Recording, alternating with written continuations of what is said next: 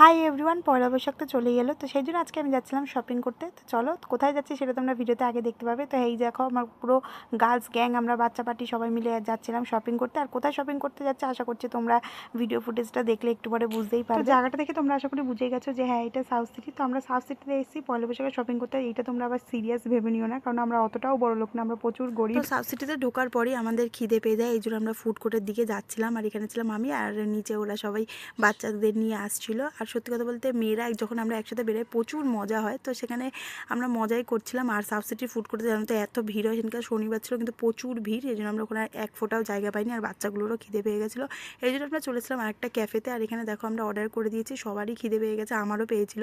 তো এখানে আমরা কিছুক্ষণ ওয়েট করলাম। ভিডিও শুরুতে যেটা তোমরা দেখলে যে আমরা সাউথ সিটিতে গেছিলাম, তো আমরা সাউথ সিটিতে ঘুরতেই গেছিলাম, কারণ সেটা সাউথ সিটি এর আগে কোনো দিন যাইনি। তো সেই জন্য আমরা একটু সবাই মিলে ঘুরতে গেছিলাম আর একটু টাইমটা স্পেন্ড করছিলাম, খুবই ভালো কাটলো দিনটা। আর এখানে আমরা চলেছিলাম একটা ক্যাফেতে, তোমাদের বললামই। আর এখানে আমাদের খাবার পর দেখো টেবিলটা কেমন হয়ে যায়, মানে দেখতে একদম বাজে লাগে। খাবার আগে পুরো খাবার ভর্তি, কত সুন্দর লাগে, এই নিয়েই আমরা হাসাহাসি করছিলাম। আর সেটাকে বলছিলাম তুই সবটাই খেয়েছিস, তো ও বলছে হ্যাঁ দেখ আমি সবটাই খেয়ে নিয়েছি। তো তারপরে এখান থেকে খাওয়া দাওয়া শেষ করে আমরা বাড়ির দিকে রওনা হই। এখানে আইসক্রিম খেয়ে আমরা সবাই মিলে চলে আসি বাড়ি। তো আজকের ভিডিওটা ওকে দিয়েই শেষ করলাম। তো এই ভিডিওটা কেমন লাগলো কমেন্ট সেকশনে জানিও। এই ভিডিওটা এখানেই শেষ করছি, টাটা।